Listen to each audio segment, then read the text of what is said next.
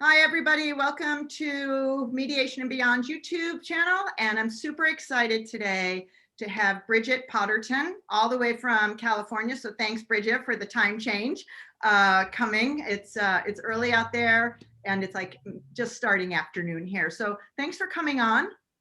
Thank you so much, Colleen, for having me. I really appreciate it. One of the reasons I wanted to have you on is because as we were speaking just before we started, is that I really, when I went through my own divorce, there wasn't anybody out there. I really never thought about somebody in the real estate industry as being helpful with divorce. Like, I don't think anybody really understood what I was looking for, what my problems were, what my financial situation was. And so when I saw you on LinkedIn, I'm like, now there's somebody who's got some divorce credentials and is a real estate broker. And so I wanted to talk with, I see your designation behind you. And I wanted to talk with you a little bit about some of your designations and what they mean. Sure. So I do have quite a few designations. I've been in real estate for about 18 years. And I got into the divorce realm kicking and screaming about 11 years ago. One of my clients actually was an attorney, and she would do mediations on occasion for a local mediation firm, and they started sending me referrals. And I thought, I don't know if I want to do this. These can be complicated. Even in mediation, sometimes things can get a little bit difficult when the communications are at a standstill. I don't have to tell you that, but sometimes things get complicated in a divorce, and even when it's civil. So after a couple of years, I worked with them, and I was sort of a secret divorce specialist. I actually didn't tell anybody because I was afraid that that's what I would become known for. And so I went on and got this designation about 7 or 8 years ago, the real estate divorce specialist, or REDS. That was outside of Colorado. At the time, there really wasn't anything here in California. Mm-hmm. And years later, I went and more recently became a certified divorce real estate expert, which was a very intensive 6-month program.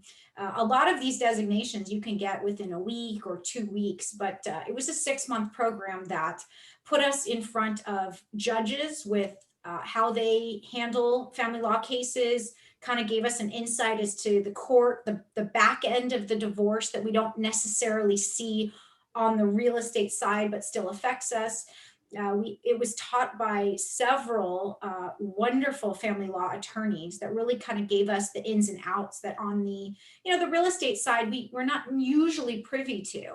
Right. And it was a phenomenal experience. And so after about, we'll say, 8 years of being a secret specialist, I finally came out to the public shortly before the pandemic and said, okay, the secret's out. This is what I do.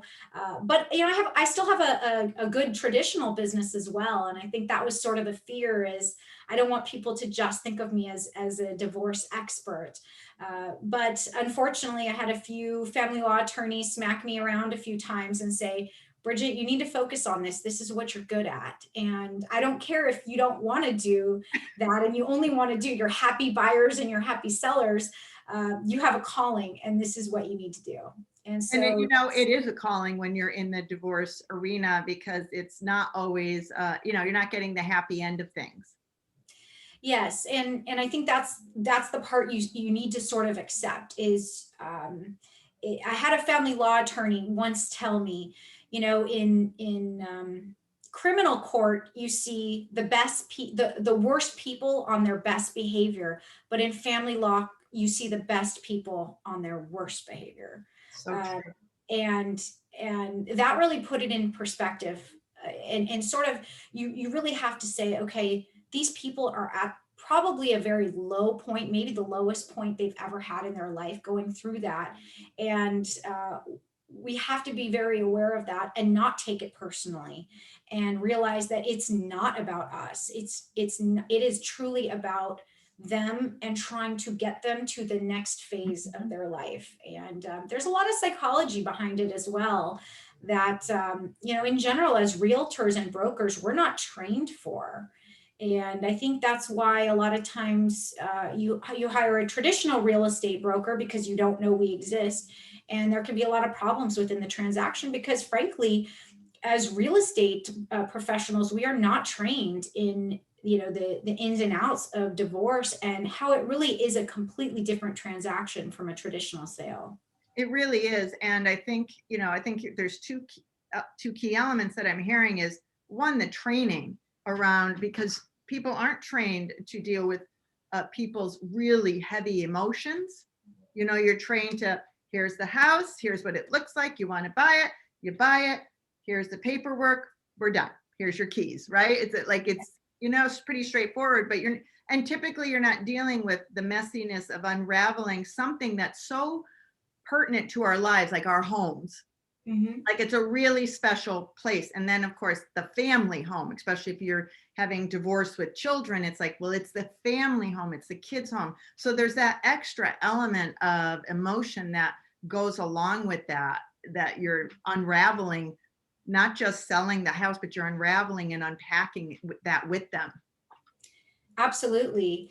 And here in California, you may experience the same thing, but for a lot of people, their home is their most valuable asset. And I think when people are considering the separation or the divorce process, sometimes it can be hard to really understand what is going to happen financially. And it is a hard pill to swallow. You've got this home, maybe you love it. That's where your kids were born. There's an emotional attachment.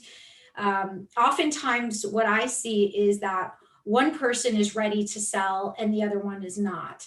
And it can be a very hard emotional piece. It's not just the getting the paperwork done. It's, okay, how are we going to show the home? We just opened up here in California after a very long time of being shut down because of the pandemic. And that was a challenge we had. We had some parents that were genuinely concerned about having strangers come through their home. And with a divorce, it's exponentially worse. You have some people that want to take advantage of the system, and then you have some people that are genuinely concerned.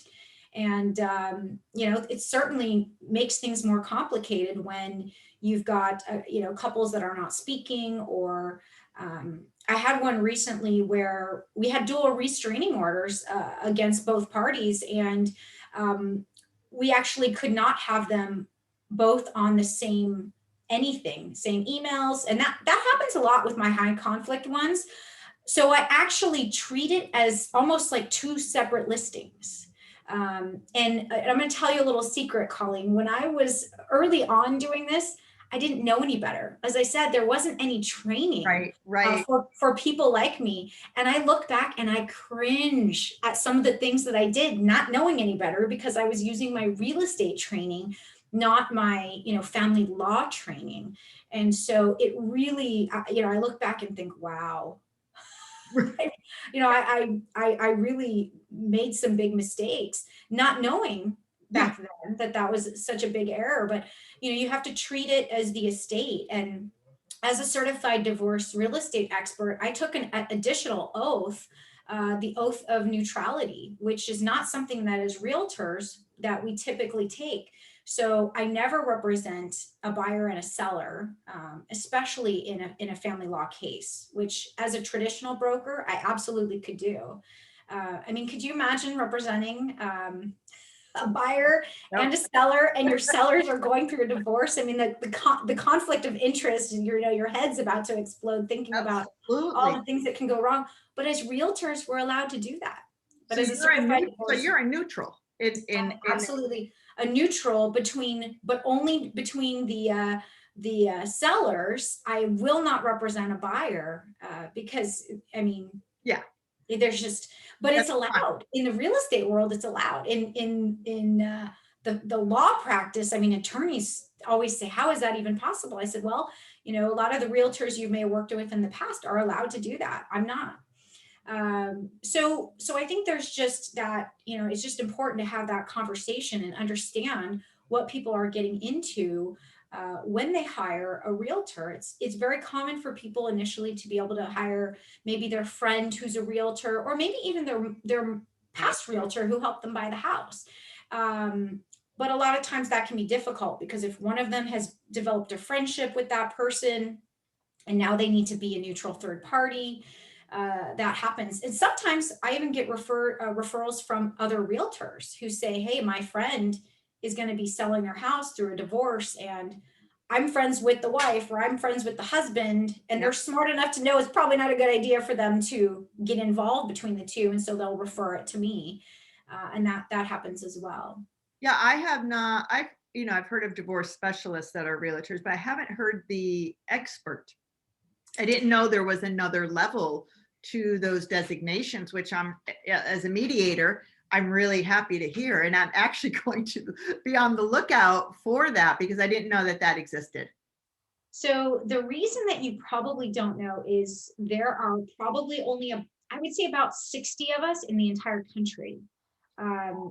Matter of fact, I believe that there is one in your area. I'll make sure I make an introduction to you. Oh, that would be really helpful, because it is a lot of, I'm just going to get our friend, or I'm going to get the old realtor to come in, and one person doesn't want it. Then they have to agree on the realtor, and it gets really complicated, where if I already had a neutral party to help these people, just like myself, a neutral party, that makes it so much easier.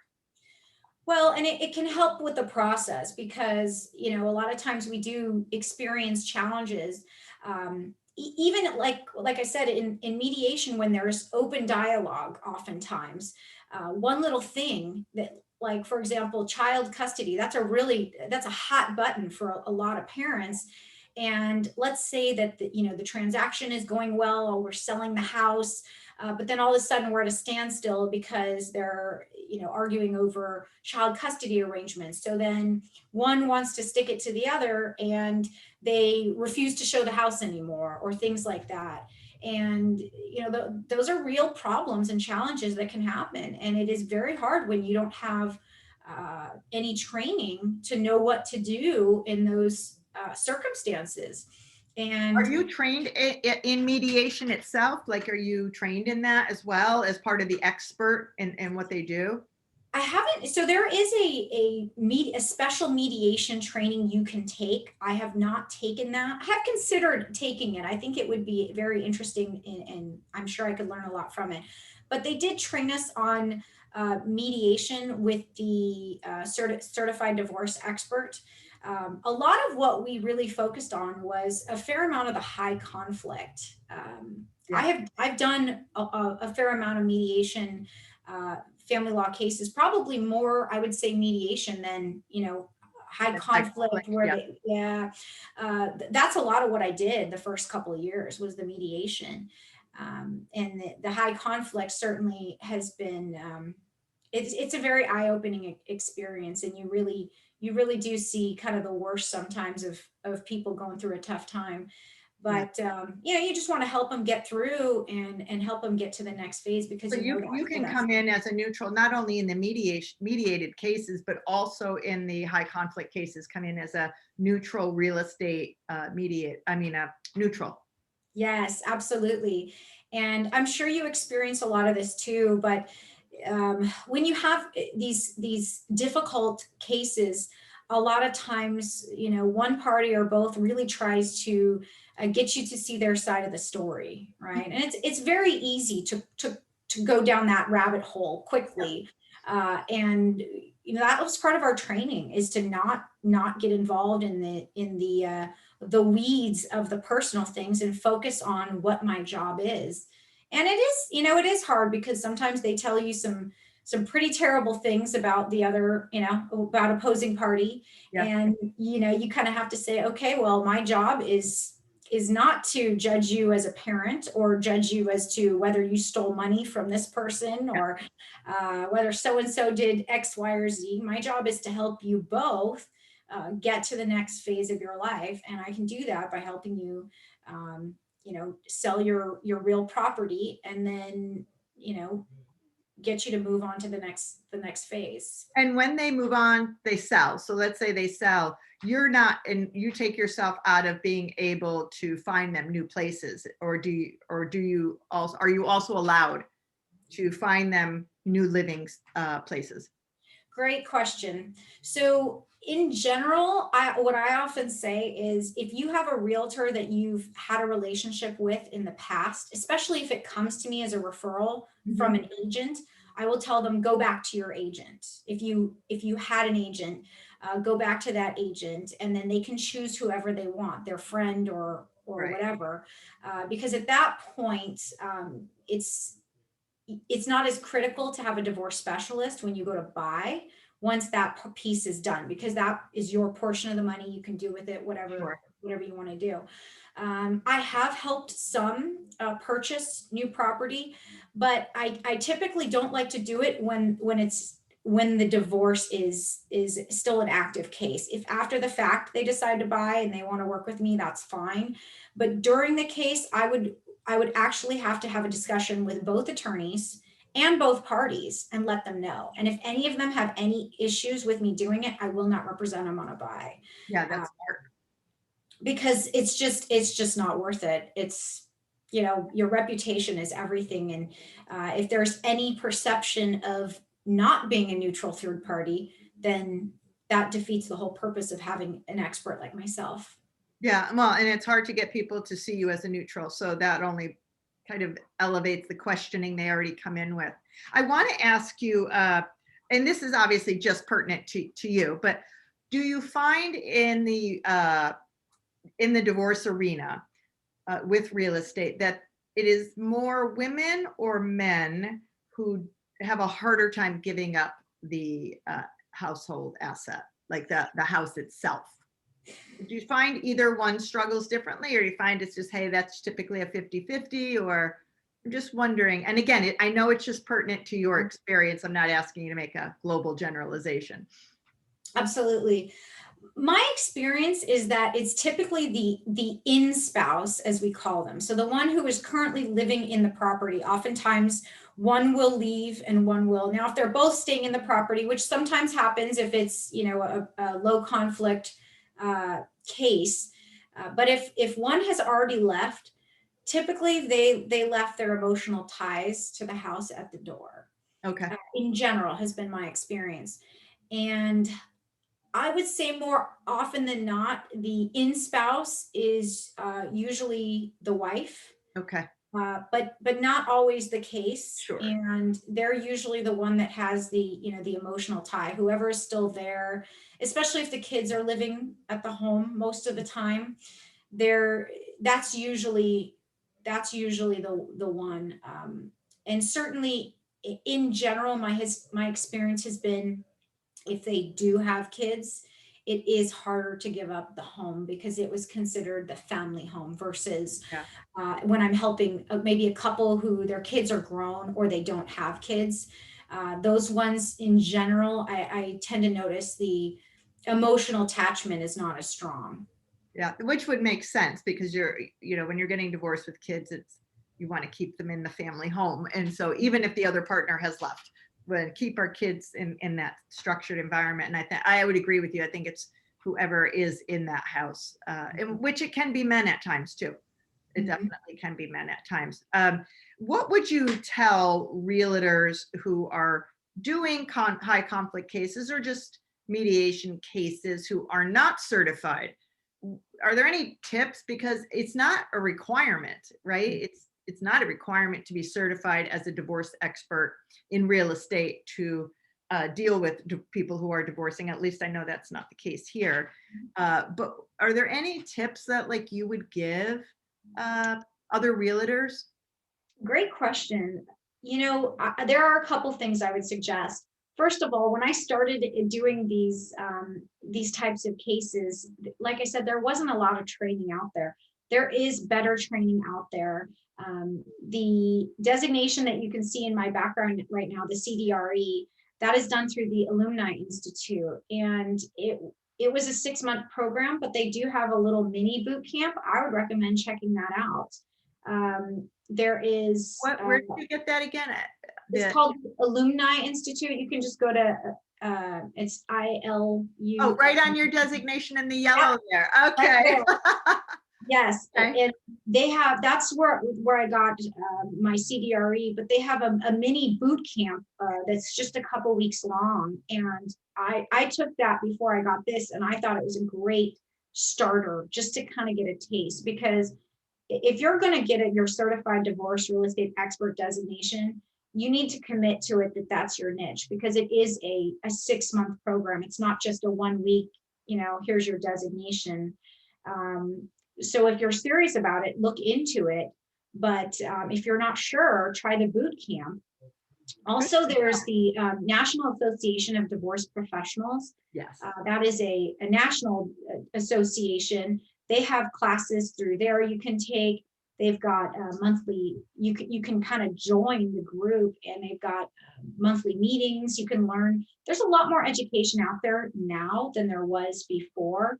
And there's also a lot within the collaborative group. There's a lot more divorce coaches now, or I even met a lady who is a divorce stylist. She kind of helps you get yourself back together after going through a divorce. There's certified divorce financial analysts. There are CPAs who specialize in the background. We've got, mediators have become a lot more popular. I imagine you've seen a lot more of that, especially since COVID, when our courts here in California were shut down for a while, and there was our local mediators were busier than they ever had been, because people who weren't necessarily willing to consider it before started to do that. Yes, and I think that was one of the best things. Is I think it didn't allow the courts to be open for people to go and argue. So it kind of brought you together to try. Okay, let's just settle this. And I such a healthier mentality around divorce and separating out than getting into that high conflict space, right? Where you hope people don't go.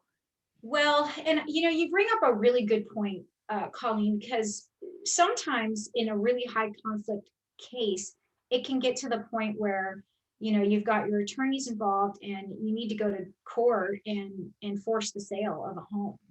I had one, I think it was last year, that was that way, and it was a tough one, because can you speak to that a little bit? So when you have a forced sale, what actually happens? So in this particular case, this had been a case where they actually had already been divorced. It was a back and forth for several years, and the attorneys were on board. They need to sell the house because that's the money that they have, and it needs to be divided out. And the in-spouse was just in denial. She was supposed to sell the house, and she didn't. And finally, I'm trying to remember exactly what ended up happening. I think they finally got a court order and forced the sale after the divorce. And so by the time I listed it, it had been delayed, I think 3 years or something like that. Wow. And so, and it all worked out fine, and we sold it, and, they got a good price. And luckily in their case, I think it helped a little because the values had continued to go up during that time. But that's not always the case. I mean, when our market shifts and you have distressed sales, that complicates these cases a lot more, because there's not enough money to go around, if there's money at all. And who's on title, who's on the loan. It can get really complicated in these matters. Well, I think it's really good for people to know that outside of the real estate business, or outside of being an attorney or a mediator, that a court can force you to sell your house. Yes. And it's not pretty. It's not pretty, because the challenge is when you're forced to sell, you don't want to show your home. You don't want to do little fix-it items to get it ready to go. And so I have to treat those as completely different than, if I was going into your home today and saying, okay, Colleen, I think that lime green carpet that you have may not be, in style right now. Maybe we should change it out. In these cases, a lot of times that's not an option. And I have to get creative with how I'm going to handle the sale, because we can't treat them like a traditional sale because they're not. Well, you also don't have a person like the person who's who's on board, who wants to help you sell that house. That's right. Which then decreases the value if they don't do what's needed to kind of help stage that house so it will increase some of the value of the home. That's absolutely right. And it can be very frustrating for, let's say, the outspouse who does not live in the property to say, I don't understand, the house looked so great when I left, 6 months ago or a year ago, and now you're showing me these photos, I don't know what to do. And it can be a bit of a power struggle, and they feel helpless and like they don't have a lot of control. And my job as a divorce expert is really, I have a fiduciary duty to the estate, whereas a traditional broker, they have a duty to whoever's on title. And so I do treat it very differently. I have both parties very involved separately during the transaction, so that their voices are heard. And they feel like they have some say in it, because it really is the duty of the estate, not just who's on title. And that's where I think it gets a lot of complicated for people who are not educated on this niche. I agree. I want to just follow up with, if you do a forced sale, do you have to take the first offer that comes in? Because you're not going to get those two people to agree to an offer either. So how does that work? That's a great question. A lot of times what I find is when there's a forced sale, my experience has been, I treat both parties separate, and assuming that they're not getting along, which in a forced sale, that's typically the case. Yep. One thing that I learned, again, from a trial and a lot of error looking back is, as I mentioned before, I almost treat it like two separate listings. So when I'm speaking with opposing party, I never bring up the other person and what they want and what they're doing. I focus on them and their needs and what it is that they want. And I tell them, part of the benefit of hiring somebody like me is that my job is to take the stress out, where you don't need to worry about the other party. Let me worry about the other party. If I need to get you involved in something or your attorney's involved, I will. But if I can avoid it, I'm working with you and I'm working with opposing party, and it's almost like two separate transactions. So the go-between. Yeah. And a lot of times, it is easy to go down that rabbit hole, like we talked about, where they were like, well, does so-and-so want that? Because if they want that, well, then I'm not going to accept that. Or there is no way they're going to agree to X, Y, and Z, right? Oh, absolutely. So it's just a matter of saying, you know what, don't worry about it.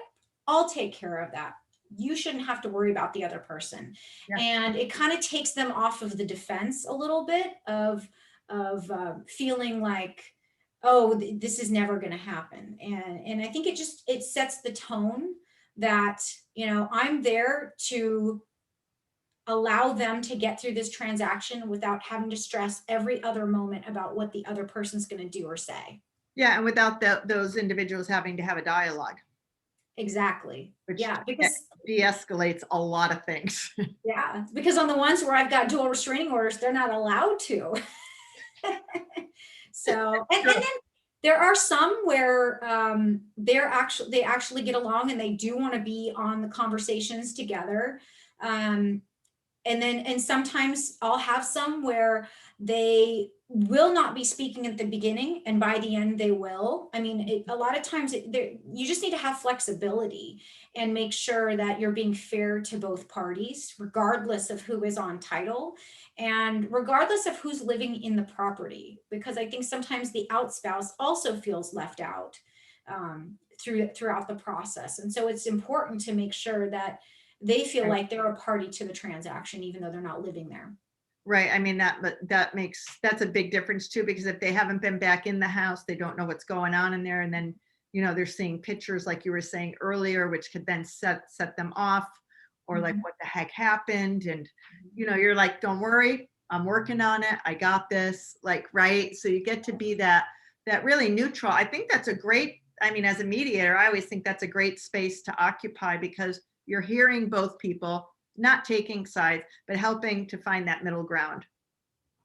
And it is hard. I have a lot of respect for mediators because, they can tell you some pretty interesting stories, and it's sort of hard to have that wall where you focus on, okay, my job is not to judge you as a person. My job is to help you get through this process. Right. And like with Mediator, with the other pieces of divorce, our job really is to, I hear your story. I hear your story. We're going to create a new story. Like, because I can't own any of that with you. Right. You just have to kind of let that go.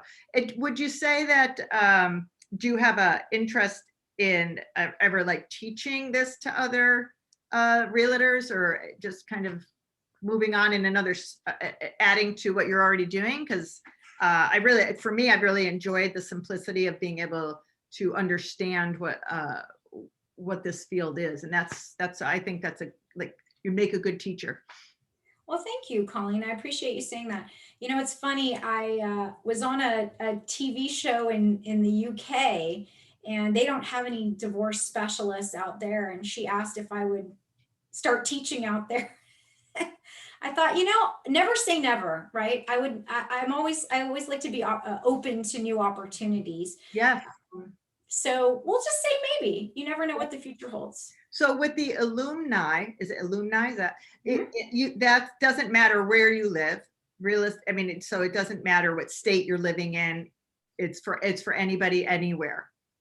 Yes. So, and it is a big commitment of a program. I mean, you really do need to want to focus on it as your niche. But, I had been doing it for years already. And so I sort of felt like this was the next natural step for me. And it was just such a phenomenal program put on by a woman named Laurel Starks, who is she probably does more family law, real property cases than anybody else in the country, I would argue. Matter of fact, that's her whole business, is working with family law attorneys in her area. She's here in California, a little bit north from me. And she is just so head and shoulders above the rest. And so she created this program because she realized there's no education like this out there. And I'm truly grateful that I found the program, and she's really been a mentor to me. Sometimes I still get stuck on cases, and it's nice to know that there's another expert, especially one of her caliber, that I can just call and say, okay, let's talk through this case together. It's helpful to kind of that collaborative effort. Yeah, because even in my real estate office, we've got a lot of great real estate agents. My office is huge. There's over 300 agents, but none of them are really focused on divorce. So I think it's nice to have that niche. And then I also am in touch with a lot of the other certified divorce real estate experts around the country, and we have a little page, and sometimes we'll post our scenarios and say, hey, what would you do in this scenario? And it's very interesting state by state. In New York, you guys do things a lot differently than we do in California, and your courts are different. How things are done, the order is a little different. So it's wonderful to be able to learn how other states are doing them and learn from each other. Yeah, and either you appreciate your state you're in, or you're frustrated by it, right? It's like when you hear what other people are doing, you're like, no, I'm good. We're good here. Mm-hmm. Right. Do you ever end up in court on anything, or do you end up going to court? Great question. I do occasionally go into court just to check in and see what's going on with cases. I have been trained as an expert witness. And it's funny, I've actually had several attorneys hire me to be an expert witness, but to be honest with you, I haven't done it in court yet because they always end up settling before they get to me, which is good. It's a good thing. I mean, usually when they need to bring in somebody like me to court, and it's going to be a tough one, but a lot of times they end up settling. So, and would you be a real estate expert in terms of like the value of the house or those kinds of things? Is that what they would bring you in for? Oftentimes they can, or if there was a difficult case that I was involved in selling the property, and we haven't been able to do that, or there's some sort of an issue with the sale, I could go in and do that to help the attorneys and give my Okay. expertise on what happened with the sale on the divorce end and the real estate end. But yes, they can also hire me to come in. A lot of times my experience is here in San Diego. Usually when they want to talk just values, a lot of times they'll bring in an appraiser, and that's fine too, if they just want to talk values. But if they want to talk about the market or something more specific with the case, or with the local market, or what's going on in San Diego, then they could bring in somebody like me. That would make more sense. And speaking of the market, how is the market for real estate out in San Diego? So in San Diego, our normal market here is usually 8 to 10,000 homes and condos. And beginning of May, we were at about 1,900. So we could have put on 4 times as many homes that day, and there still wouldn't be enough for all the buyers. This week we're at about 2,500, so we've increased a bit.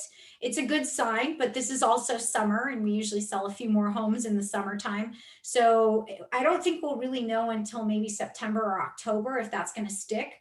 But it's nice to see a few more homes on the market. Sellers are still getting multiple offers. Right. Homes are still selling over list price. I'm sure you guys are probably experiencing similar in your area as well. It is. Well, I think it's throughout the country. I don't follow the market trends, but I know here because I have a lot of real estate people I work with and friends, and it's just the overprice, which I always feel badly, because I'm thinking if you hang on to that, I'm not sure you're going to get that value back. But people are doing what they need to do post-COVID. It really was an insurgence for sure.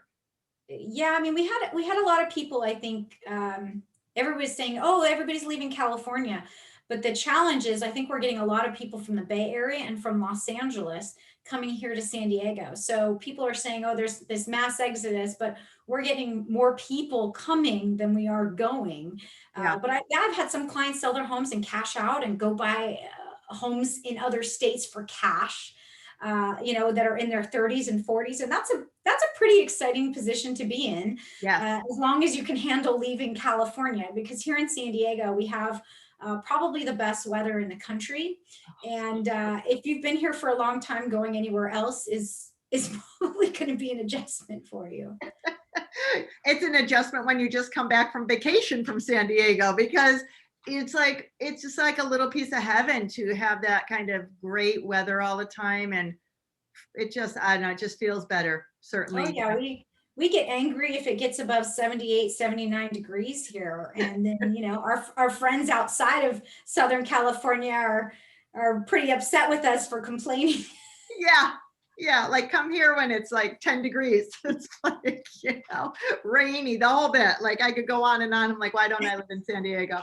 It's such a great area. Well, I really appreciate you coming on. I have learned, and I love when that happens, because in a dialogue, when I bring someone on, I'm not exactly sure where it's going to go, but just talking about like the designation between being a specialist and an expert, and knowing that there is a designation out there for that, and there's only like around 60 trained in the country, which I'd love to see who's in the East Coast.